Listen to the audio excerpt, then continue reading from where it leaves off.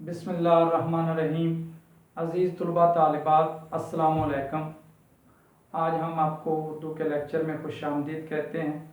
अज़ीज़ तुलबा तालिबात, आज साल अव्वल में हम ग्रामर पर बात करेंगे। ग्रामर में जो है वो हमारे पास है शेरी इस्तिलाहात। शेरी इस्तिलाहात एक इल्म है जिसे हम इल्म जो है वो अरूज़ कहते हैं। शुरा हज़रात ने हमेशा अपने कलाम को आला बनाने के लिए, उसमें हुस्न पैदा करने के लिए कुछ असूल व ज़वाब्त जो है वो राइज किए हैं और उन असूल व ज़वाब्त पर पैरा अमल होकर उन्होंने अपने कलाम को हमेशा जो है वो बेहतर बनाया है। तो ऐसे फ़न को, ऐसे कवायद को हम जो है वो शेरी इस्तिलाहात कहते हैं। तो शेरी इस्तिलाहात जो है इसमें जो है वो हमारे पास आ जाए मतला, मक्ता, रदीफ, काफिया। तो हम सबसे पहले जो है वो मतला और मक्ता पर जो है वो बात करेंगे। रदीफ और काफिया पर जो है वो इंशाल्लाह हम अपने अगले लेक्चर पर में जो है वो तफसीली बात करेंगे। तो चलते हैं पहले मतला की तरफ। मतला जो है वो अरबी ज़ुबान का लफ्ज़ है जिसके लुग़वी मानी है तलू होने की जगह, सूरज के निकलने की जगह, तलू होने की जगह। ग्रामर की रूह से इसे इसमें ज़रफ़ मकान कहते हैं। इसमें ज़रफ़ मकान जो है वो जगह के नाम को कहते हैं कि जिससे जो है वो किसी भी जगह की निशानदेही होती है। तो लिहाजा गज़ल, नज़म या कसीदे का पहला शेर के जिसमें जो है वो रदीफ़ और काफिया इस्तेमाल होता है, इसको हम जो है वो मतला कहते हैं। तो मतला क्योंकि आगाज़ होने की जगह है, शुरू होने की जगह है, तुलू होने की जगह है, इसलिए हम इसे जो है वो ग्रामर की रूह से इसमें ज़रफ़ मकान कहते हैं। तो इस्तिलाही मफ़हूम जैसा कि मैंने पहले भी बयान किया कि गज़ल, नज़म या कसीदे का वो पहला शेर जिसके दोनों मिसरे हम काफिया और हम रदीफ़ हो, इसे हम जो है वो मतला कहते हैं। जैसा कि इसको मैंने बिलतरतीब इस अंदाज से लिखा है कि पाबंद नज़म, गज़ल या कसीदा का वो पहला शेर जिसके दोनों मिसरे हम काफिया और हम रदीफ़ हों, मतला कहलाते हैं। तो अज़ीज़ तुलबा, यहाँ पर जो है वो पाबंद नज़म जो है इससे मुराद ये है कि वो नज़म जिसके अंदर बहर, वज़न, काफिया और रदीफ़ मौजूद हो। यानी नज़म के शार के अंदर जो है वो काफिया, रदीफ़ और बहर और वज़न का जो है वो ख्याल रखा गया हो, तो इसको हम पाबंद नज़म कहते हैं। हमारे सिलेबस के अंदर जो है अमूमन जो नज़में आई हैं और लिखी गई हैं वो पाबंद नज़म ज़्यादा हैं।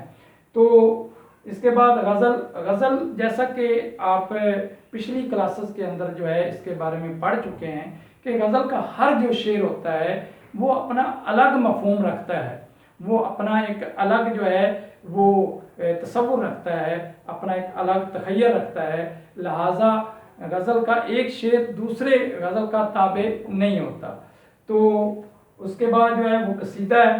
कसीदा जो है वो ऐसी शायरी को कहते हैं कि जिसमें किसी ज़िंदा शख्स की तारीफ़ की गई हो, उसकी मदाह सराई की गई हो, उसके बारे में जो है वो अच्छे अल्फाज बयान किए गए हों, उसको दाद दी गई हो। तो लिहाजा कसीदे के अंदर जो है वो हम शायरी में तारीफ़ करते हैं किसी ज़िंदा शख्स की।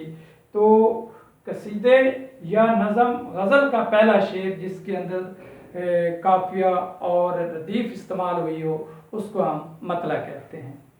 आगे मिसाल है हमारे पास मतले की, हैदर अली आतिश की हमारे सिलेबस के अंदर दूसरी गज़ल है जिसका पहला शेर है कि ये आरज़ू थी तुझे गुल के रूबरू करते, हम और बुलबुल बेताब गुफ्तगू करते। यहाँ पर हम देखते हैं कि रूबरू और गुफ्तगू जो है वो मतला है, काफिया है, और इसके साथ जो आगे लफ्ज़ करते करते इस्तेमाल हुआ है वो हमारे पास रदीफ़ है। तो लिहाजा दोनों मिसरों के अंदर जो है वो रदीफ़ और काफिए का इस्तेमाल है, तो इसको हम जो है मतला कहते हैं। तो यहाँ पर एक बात हम और भी करते चलें कि अगर मतले के अंदर रदीफ़ इस्तेमाल नहीं हुई और काफिए का इस्तेमाल हुआ है, तो गज़ल के लिए या पाबंद नज़म में या कसीदे के मतला में अगर काफिया का इस्तेमाल हुआ है तो फिर भी हम उसे मतला कहेंगे। यानी मतला के लिए जो है वो रदीफ का इस्तेमाल ज़रूरी नहीं है, काफ़िए का होना ज़रूरी है। और काफ़िए की वजह से जो है वो गज़ल अपना वजूद रखती है, या नज़म या कसीदा अपना वजूद रखता है। तो इसके बाद जो है अगला हमारा पॉइंट है कि मतला को कलाम का नकीब भी कहते हैं। यानी मतला, जैसा कि हमने शुरू में पढ़ा कि तलू होने की जगह के गज़ल या नज़म के अंदर वो शेर के जिसके अंदर जो है वो काफिया और रदीफ इस्तेमाल हो तो उसको हम मतला कहते हैं। तो मतला का जो दूसरा नाम है वो नकीब भी है। नकीब, जैसा कि हम जानते हैं कि महफल के अंदर जो महफल का आगाज़ करता है, जो महफल के अंदर जो है एक रीढ़ की हड्डी की हैसियत से होता है, उसको हम जो है वो नकीब कहते हैं। तो यहाँ पर शायरी के अंदर, गज़ल के अंदर जो है हम मतला को मतला का नकीब भी कहते हैं। तो आगे चलते हैं कि हमने ये नीचे 3 पॉइंट लिखे हैं, जैसा कि मतला सानी, मतला सालस, हुस्ने मतला। तो अजीज़ तुलबा, जब किसी गज़ल के अंदर पहले मतले के बाद फिर उसी असूल ज़वाब्त के तहत, यानी दूसरे शेर के अंदर जो है वो रदीफ और काफिया दोनों मिसरों में इस्तेमाल हुआ हो, तो हम उसको भी मतला कहेंगे, लेकिन यहाँ पर हम उसे मतला सानी कहेंगे। अगर यही सूरत हाल तीसरे शेर में आ गई है, यानी पहले शेर के अंदर भी जो है वो काफिया और रदीफ इस्तेमाल हुआ, वो हमारा पहला मतला है, इसे हम मतला अव्वल कहते हैं। जब दूसरे शेर के अंदर भी जो है वो रदीफ और काफिया इस्तेमाल दोनों मिसरों में इस्तेमाल हो गया, तो इसे हम जो है वो मतला सानी कहते हैं। अगर तीसरे शेर के अंदर जो है वो दोनों मिसरों में जो है वो काफिया रदीफ का इस्तेमाल हो गया, तो यहाँ पर ये भी मतला होगा, लेकिन यहाँ पर हम इसे जो है वो मतला सालस कहेंगे। इसके बाद आ जाता है हुस्ने मतला। तो जब भी मतला चाहे अव्वल हो, चाहे सानी हो, चाहे सालस हो, ये सिलसिला ख़त्म होता है और उसके बाद रूटीन का गज़ल के अंदर आम शेर आता है, यानी उसका जो पहला मिसरा होता है उसमें रदीफ काफिया इस्तेमाल नहीं होता, और उसका जो दूसरा मिसरा होता है उसमें रदीफ काफिया इस्तेमाल होता है। तो लिहाजा उस शेर को हम हुस्ने मतला कहेंगे। आम अदबी हलकों के अंदर यही कहा जाता है कि जब मतला सानी, मतला सालस के बाद जो आम शेर आता है, जिसके पहले शेर में ना रदीफ होता है ना काफिया होता है, जबकि दूसरे मिसरे के अंदर रदीफ भी होता है, काफिया भी होता है, तो हम उसे मतला उसने मतला कहते हैं। लेकिन ये भी दुरुस्त है कि जब भी मतला अव्वल, मतला सानी और मतला सालस के बाद आम शेर आ जाता है इस सूरत में, या फिर मतला अव्वल के बाद आम शेर आ जाता है इस सूरत में, या मतला सानी के बाद जो है वो आम शेर आ जाता है इस सूरत में, जो है वो आम शेर को हम हुस्ने मतला कहेंगे। यानी जब भी किसी भी मतला का जो सिलसिला ख़त्म होता है, चाहे वो अव्वल हो, चाहे वो सानी हो, चाहे वो सालस हो, तो जो आम शेर आता है जिसमें पहला मिसरे के अंदर ना रदीफ है ना काफिया है, और दूसरे मिसरे के अंदर रदीफ भी है और काफिया भी है, तो इस सूरत में हम उस शेर को हुस्ने मतला कहते हैं। जी, ये तो हो गया मतला। अब आगे चलते हैं, हमारे पास है मक्ता।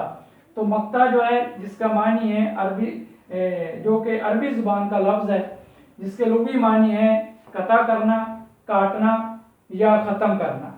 ग्रामर की रूह से इसे भी इसमें ज़रफ़ मकान कहते हैं, और इसका इस्तिलाही मफ़हूम है पाबंद नज़म, गज़ल या कसीदा का वो आखिरी शेर जिसमें शायर अपना जो है वो तखल्लुस इस्तेमाल करता है, और उसको हम जो है वो मक्ता कहते हैं।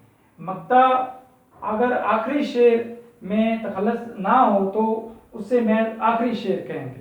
यहाँ पर हम ये बताना चाहते हैं कि गज़ल, नज़म या फिर कसीदे का वो आखिरी शेर जिसमें शायर अपना जो है वो तखल्लुस इस्तेमाल करता है, उसको हम मक्ता कहते हैं। अगर वो अपने आखिरी शेर के अंदर तखल्लुस इस्तेमाल नहीं करता और सिर्फ़ और सिर्फ आखिरी शेर होता है, तो फिर हम अजीज़ तुलबा उसे जो है वो मक्ता नहीं कहेंगे, बल्कि उसे सिर्फ आखिरी शेर ही शुमार किया जाएगा। जैसा कि हमारे पास मिसाल है कि हुक्म है सच भी करीने से कहा जाए, नदीम ज़ख़म को ज़ख़म नहीं फूल बताया जाए।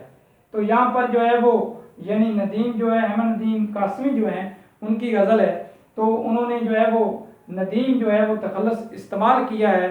तो इस शेर को, क्योंकि ये हमारे सिलेबस में गज़ल का शेर है, तो इस शेर को जो है वो हम मक्ता कहेंगे, जिसके अंदर शायर ने जो है वो अपना तखल्लुस इस्तेमाल किया है। मक्ते की बुनियादी जो है वो बुनियादी जो ज़रूरत है वो है शायर का तखल्लुस, कि शायर का तखल्लुस जो है वो मक्ते में होना लाजमी है, और वो गज़ल नज़म या कसीदे का आखिरी शेर हो, ये सूरतें अगर हों तो फिर हम उसे जो है मक्ता कहेंगे।